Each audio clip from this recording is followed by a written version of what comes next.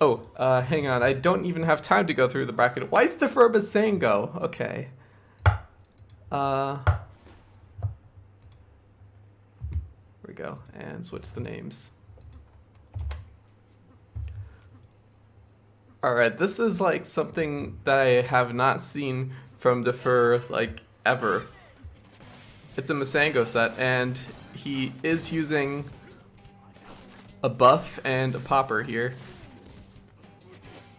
I actually do see this, like, this specific Misango set working fairly well against Ripha, just like in the weight advantages, because the buff can be used to knock the dragon out of the air, and the popper does have a fairly wide hitbox to kind of block that Tri-Blast.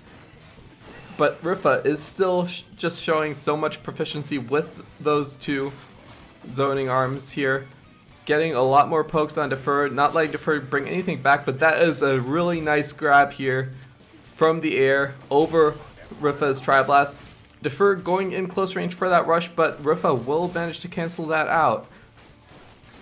And Ripha ending things with a little nice Ice Dragon snipe there.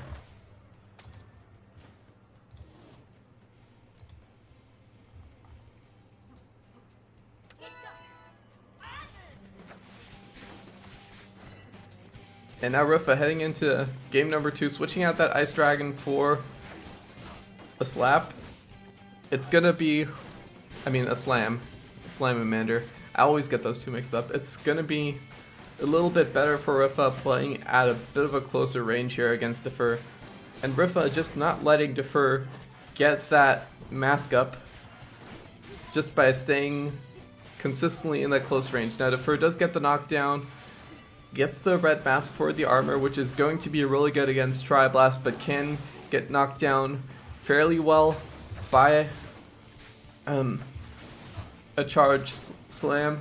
Now Defur does have the yellow mask on, and that yellow mask rush is so threatening, but Ripha manages to knock that off with a 1-2. Both players do go for the rush, but Ripha just guarding and teleporting out of the way to get the angle and win the rush exchange to take round number 1. That was some really smart thinking by Ripha there at the end.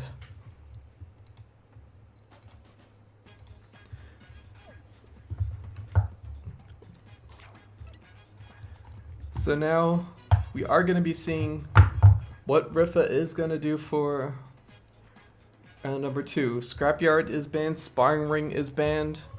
Ripha just not liking to play on Scrapyard in general with his loadout. I don't blame him.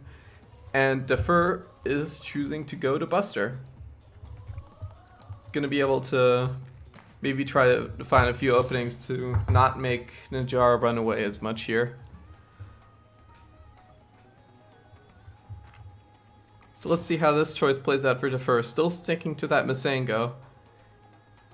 It did work fairly well in theory, but if there's something that I learned just by kind of like theory crafting loadouts and trying them out constantly, like, much respect to that, but theory does not always equal practice. We do see Defur starting off on the long side of Buster Beach, being able to back away to get that early mask, but Ripha does knock that off, and now Defur is in the corner, unable to charge that mask back up. Now getting a nice 1-2 to knock down Ripha, and still getting a few pokes in here, unable to charge up that mask though.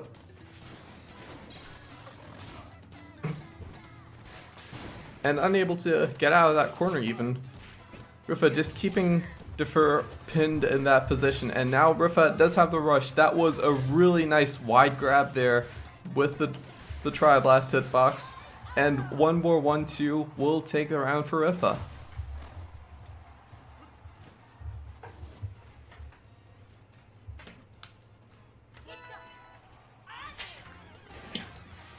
Ripha gonna actually switch the Tri-Blast off for round 2. Going to go for that slam and the Ice Dragon instead. Bit more of his own heavy loadout to try to catch Defur's dashes. Defur also going for a slam of his own here. And both players do have the rush, but we have seen Ripha, whenever Ripha does switch to this set, it is a very hard rush to land. Defur having a lot of nicer options with those double wind arms and that possible confirm from the popper. Neither player has used their rush yet though.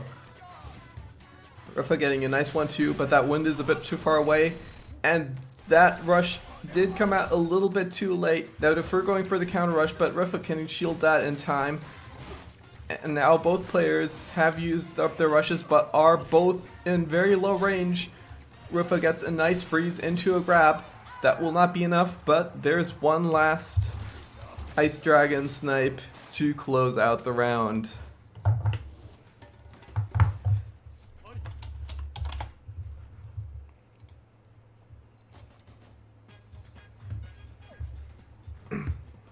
And we got a really nice set from Ripha here. Ripha showing us why he is on top of his game here.